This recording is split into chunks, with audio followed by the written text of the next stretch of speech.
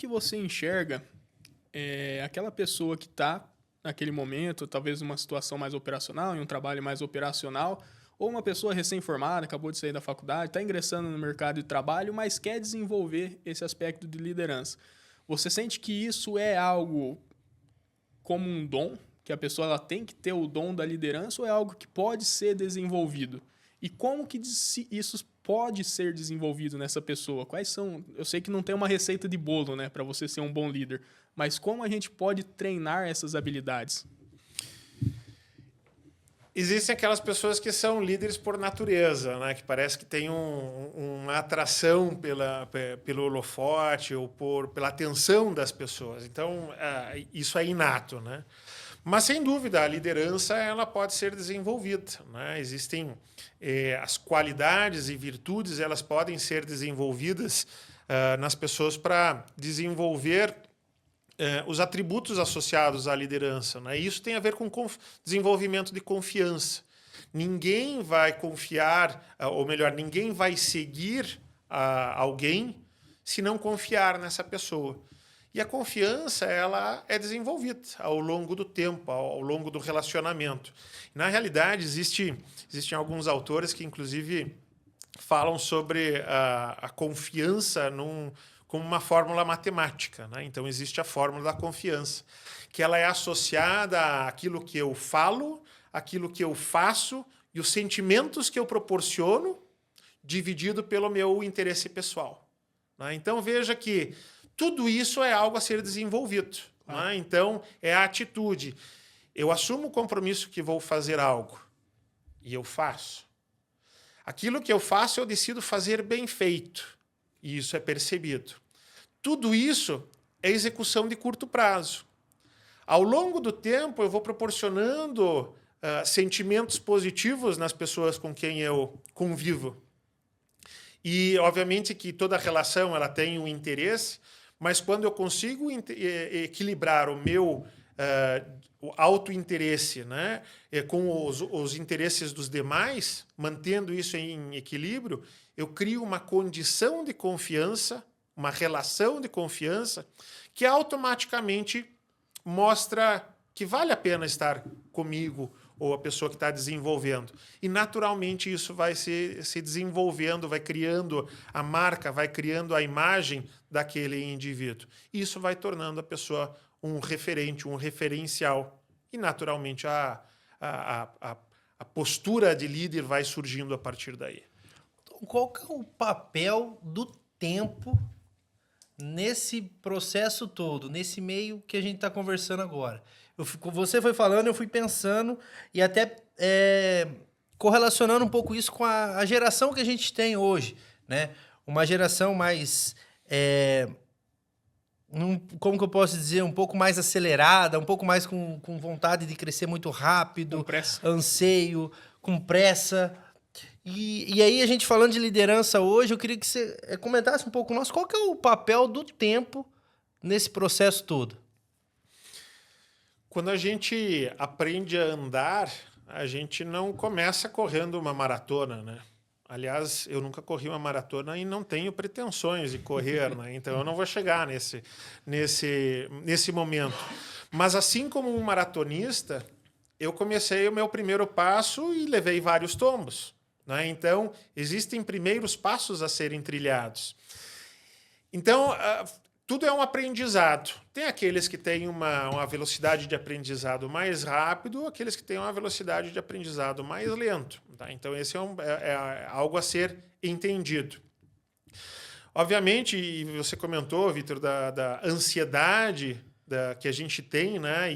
E hoje o meio que a gente vive ele é propício à ansiedade, né? E tem vários estudos mostrando, inclusive, que a população brasileira está entre as mais ansiosas do mundo. Quando nós estamos buscando a preparação de novos líderes ou de novos profissionais, ou mesmo para trabalhar a nossa equipe, mostrar o caminho que será percorrido facilita muito a controlar essa ansiedade ou controlar as expectativas. Né? Então, é fundamental apresentar qual é o caminho que será trilhado, quais são as oportunidades e criar um plano de desenvolvimento para as posições mais simples. Ou mesmo para mim, qual é o meu plano de desenvolvimento? Qual é o plano de desenvolvimento pessoal de quem nos assiste? E esse deve ser um trabalho que cada um de nós deve trilhar. Para entender que de extensionista a gestor, existem conhecimentos, habilidades, atitudes que precisam ser desenvolvidas para chegar nesse ponto e trilhar esse caminho para alcançar esse posto. E a velocidade ela vai depender de cada um, mas existe esse caminho a ser trilhado. Excelente, Tom. Você comentou, são habilidades que com o tempo, como o Vitor comentou, a gente vai trabalhando e vai desenvolvendo. Mas para você, quais são as principais habilidades que um gestor, um líder, ele tem que desenvolver? Você falou muito da questão de confiança, desenvolver essa confiança da equipe, dos liderados para com o líder, mas quais outras habilidades que podem ser treinadas ou a gente já vai desenvolvendo no decorrer do tempo que você sente que é importante? Um dos grandes desafios que eu vejo hoje, e eu vivo isso no meu dia a dia, Leonardo, é a resiliência, né? É a capacidade de você recuperar-se dentro de um ambiente que traz adversidades diariamente, né? Então, nós estamos vivendo um momento de tensão no nosso mercado, né? Nós podemos sofrer com isso ou buscar alternativas para uma situação que nós não controlamos, né? Então, a resiliência ele é um ponto fundamental dentro dessa história.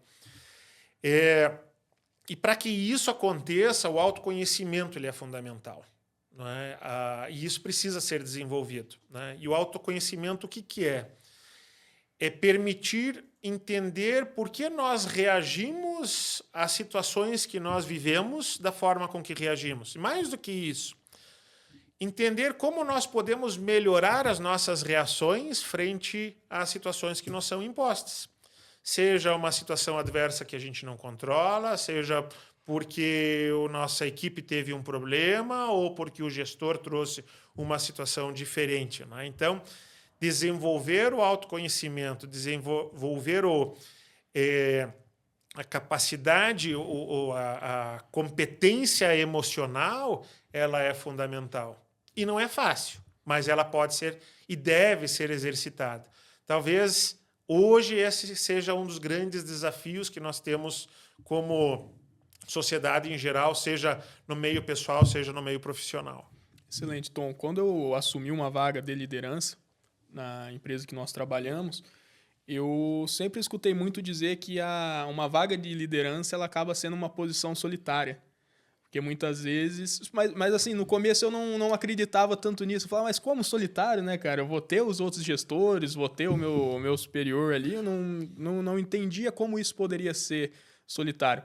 Mas eu vejo hoje que isso é muito por conta da responsabilidade. Muitas vezes a gente não tem a quem recorrer. Então, realmente, a liderança ela exige e muitas vezes é a gente que tem que resolver aquilo para com a equipe. Muitas vezes, quando a gente tem uma equipe mais nova, a gente precisa ajudá-los a resolver. É a gente que tem essa responsabilidade.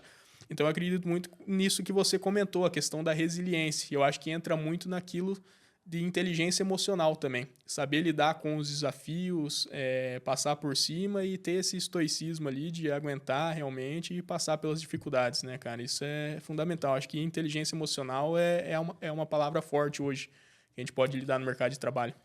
É fundamental, eu diria, Leonardo, porque dentro desse isolamento, como você comentou, ele é verdadeiro e muitas vezes... ele é criado por nós mesmos, né? Ou pela posição do gestor ou pelo ambiente da empresa, né? E aí você mostra a necessidade de criar um ambiente aberto, né? E criar esse ambiente aberto não é simplesmente dizer, não, todos têm voz, né? Mas será que essa voz está sendo ouvida? E a gente volta lá no começo da conversa, né? Da escutativa que você bem colocou, né? Será que o ambiente em que nós compartilhamos o nosso meio de trabalho, ele realmente está aberto para ouvir? Ouvir sem julgar, ouvir sem condenar, ouvir no sentido de permitir que todos cresçam?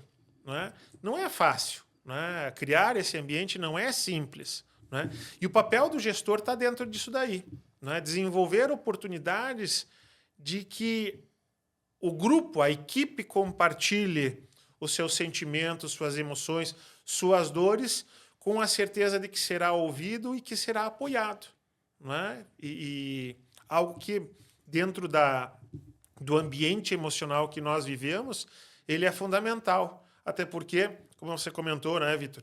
A ansiedade, ela faz parte da nossa realidade, né? E a ansiedade traz com ela muita emoção. Então, criar esse ambiente em que possa se compartilhar as emoções com confiança, no sentido de todos se desenvolverem, vai permitir uma maior coesão no grupo e uma evolução. E aí, aqui é importante, né? Todos nós sabemos que isso é importante. Agora, executar é o desafio, né? E aí cada um vai conseguir desenvolver, dentro da sua condição, desenvolver da melhor forma possível esse ambiente.